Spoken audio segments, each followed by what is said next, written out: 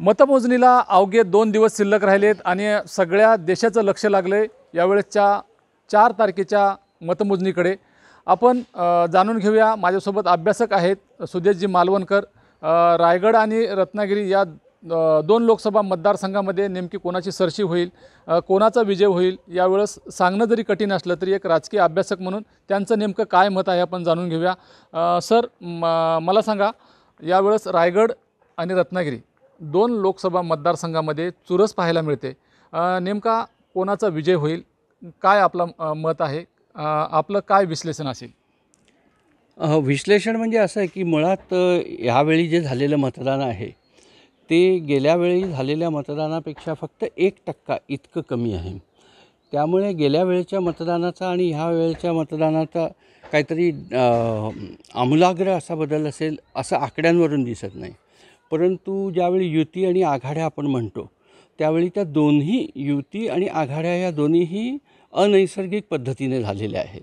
नैसर्गिक मित्र जे होते आपापले, जसे शिवसेना, भाजपा, काँग्रेस, राष्ट्रवादी, अशा सरळ सरळ आघाड्या युत्या न होता ह्या ज्या अनैसर्गिक युत्या झालेल्या आहेत त्यामुळे मूळ निवडणुकीचा स्वभाव आहे तो बदललेला आहे असं आपल्याला म्हणता येईल। नक्कीच स्वभाव तरी बदललेला आहे, परंतु यावेळेस रायगड लोकसभा मतदारसंघामध्ये सुनील तटकरे विरुद्ध अनंत गीते यांच्यामध्ये चुरस पाहायला मिळते। तर दुसरीकडे रत्नागिरी लोकसभा मतदारसंघामधून तिसऱ्यांदा राऊत निवडणुकीला सामोरे जात आहेत। केंद्रीय मंत्री नारायण राणे त्यांच्यासमोर उभे आहेत। इथेही आपल्याला चुरस पाहायला मिळते। दोन्ही लोकसभा मतदारसंघामध्ये अतिशय टफ फाईट झाली। आपलं काय मत आहे, नेमकं कोण बाजी मारू शकेल? आता बाजी मारू शकेल असं जर आपल्याला सांगायचं असेल तर आपल्याला मतदानाचा पॅटर्न बघावा लागतो। तर तो पॅटर्न साधारण असं सांगतो की रायगड रत्नागिरी हा जो मतदारसंघ आहे ज्याच्यामध्ये 2019मध्ये 2014मध्ये तटकरे आणि गीते साहेबांचा पहिल्यांदा सामना झाला। त्यावेळी गीते साहेब देशामध्ये मोदी लाट असतानासुद्धा अगदी पुसटशा अशा म्हणजे 2100 मताने निवडून आले।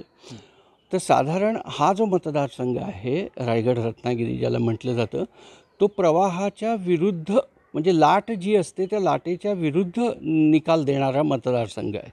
अगदी आपण इंदिरा गांधींच्या खुनानंतर झालेली जी ऐतिहासिक निवडणूक आहे ज्याच्यामध्ये 400च्या जवळपास काँग्रेसला मतं मिळाली, अशा वेळीसुद्धा इथे रायगड रत्नागिरी या मतदारसंघाने शेतकरी कामगार पक्षाच्या पाटलांना निवडून दिलं होतं।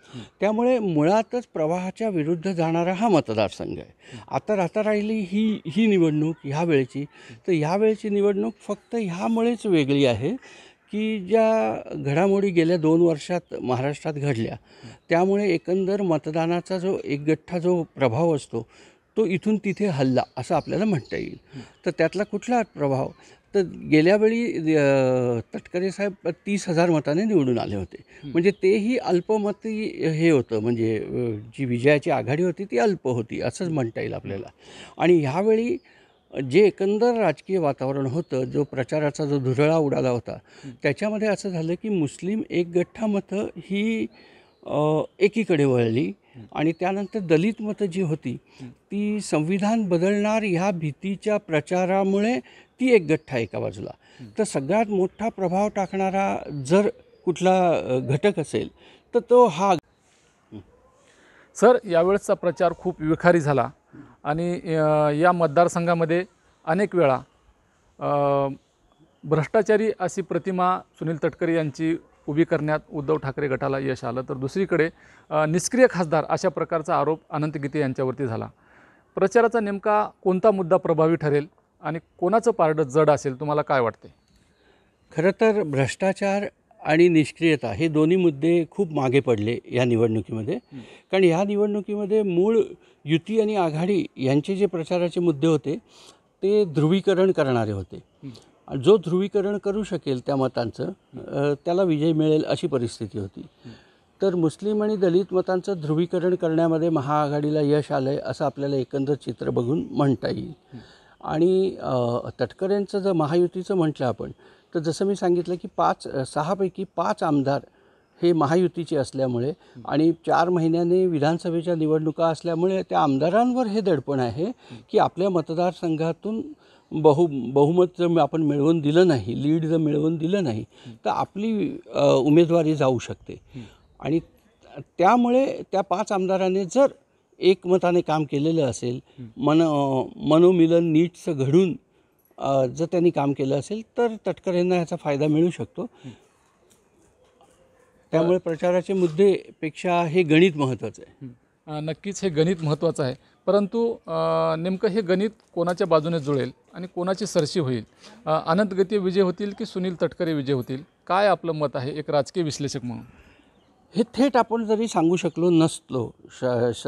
शकत नसलो तरी आपल्याला एक म्हणता येईल, निश्चितपणे एक एवढं म्हणता येईल की बहुमताचा जो टक्का असेल तो फारच कमी असेल. म्हणजे 2014ला गीते जे निवडून आले होते ते मोठी लाट असताना, मोदींची मोठी लाट असताना देशभरात ते फक्त 2000 मतांनी निवडून आले होते.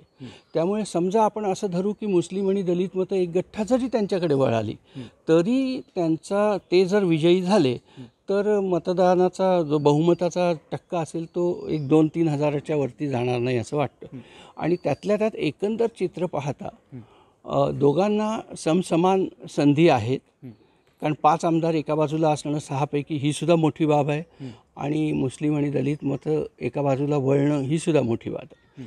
त्यामुळे दोघांपैकी जो कोणी निवडून येईल तो फारच अल्प अशा बहुमताने निवडून येईल असं आपल्याला एवढंच म्हणता येईल. दोन्ही उमेदवारांनी दावा केला की 1.5 लाख मताधिक्याने आपला विजय होईल, अशा प्रकारचा दावा अनंत गीते यांनी सुद्धा केलेला आहे, सुनील तटकरे यांनी सुद्धा केलेला आहे. कोणत्या आधारावरती त्यांनी हा दावा केला असावा? ॲक्च्युली हे जे मोठे आकडे असतात, उदाहरणार्थ 400 पार किंवा 1.5 लाख मताने निवडून येणार, हे कार्यकर्त्यांना प्रभावित करण्यासाठी असतात. रायगड रत्नागिरी मतदारसंघाचा जर इतिहास बघितला तर लाख मतांनी निवडून येण्याची परंपरा अपवाद सोडल्याशिवाय अशी काही दिसत नाही. फार अत्यल्प बहुमतानेच उमेदवार निवडून येतो. त्यामुळे हे जे बहुमताचे आकडे फुगवून सांगितले जात आहेत ते स्वतःच्या मतदारांना आणि कार्यकर्त्यांना प्रभावित करण्यासाठी होते. परंतु एक निश्चित की जो कोणी निवडून येईल त्याचं मताधिक्याचं हे प्रमाण हे फारच कमी असणार आहे. बरं, यावेळेस सुनील तटकरे रायगड सर करतील की पुन्हा एकदा अनंत गीते रायगड सर करतील? एकंदरीत जर का चित्र बघितलं तर रायगड लोकसभा मतदारसंघामध्ये शेवटपर्यंत नेमका कोणाचा प्रभाव होता? प्रचाराचा प्रभाव आणि कार्यकर्त्यांचा प्रभाव. म्हणजे जी नियोजनबद्ध काम असतं तर नियोजनबद्ध कामामध्ये तटकरेंचा कार्यकर्ता हा खूप पुढे होता महायुतीचा. आणि प्रचाराचा जर प्रभाव म्हटला तर तो गीतेंकडे जास्त होता. त्यामुळे मी पुन्हा तेच सांगतो की या दोघांमध्ये फारच काटेकी टक्कर आहे. आज चित्र असं रंगवलं जातं की कोणतरी एक उमेदवार लाखांच्या मताने निवडून येईल, परंतु तसं चित्र निश्चितच नाही आहे. कारण प्रभाव दोघांकडे समसमान गोष्टी होत्या. त्यांच्याकडे कार्यकर्ता, नियोजन आणि त्यांचं इम्प्लिमेंटेशन हे महत्त्वाचं आहे. कारण शेवटी काय आहे की मुस्लिम मतदान वळले किंवा दलित मतदार जरी वळले तरी त्यांना घरातून काढून मतदार केंद्रापर्यंत नेऊन मतदान करून घेणं ही जी यंत्रणा आहे त्याच्यामध्ये गीतेंचे कार्यकर्ते कमी पडले असावेत असा माझा अंदाज आहे. बरं, जुने जे मित्र होते ते आज विरोधक आहेत आणि जे विरोधक होते ते आज मित्र आहेत.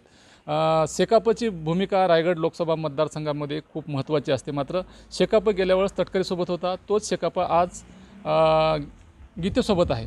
काय वाटतं आपल्याला? शेकापचा प्रभाव रायगड मतदारसंघात आहेच आणि शेकापच्या सहकार्यामुळेच ज्या अनेक गोष्टींमुळे तटकरे गेल्यावेळी निवडून आले होते त्यातला एक महत्त्वाचा मुद्दा हा शेकापची मतं ही सुद्धा होती. आणि ती जरी नेते म्हणून एकत्रित आलेले असले तरी ती कार्यकर्त्यांनी ती मतं काढून मतपेटीपर्यंत कितपत पोचवली याबाबत साशंकता आहे. कारण त्याला यंत्रणा लागते आणि ती यंत्रणा गीतेंच्या बाजूला थोडी कमी दिसत होती आणि तटकरेंच्या बाजूला जरा जास्त दिसत होती.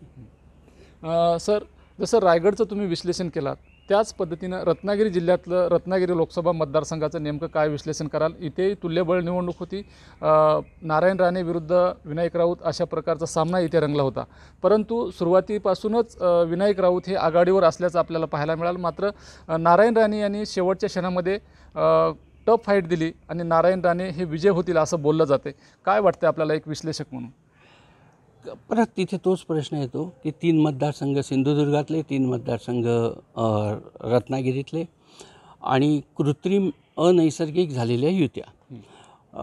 नारायण राणे ज्यावेळी पक्ष शिवसेना सोडून गेले त्यावेळी त्यांचा जो प्रभाव होता त्यावेळच्या प्रभावामध्ये रत्नागिरीवर सुद्धा सिंधुदुर्गा इतकाच प्रभाव त्यांचा होता आणि त्यामुळे त्यांचे पुत्र निलेश हा निवडून आला होता खासदार म्हणून.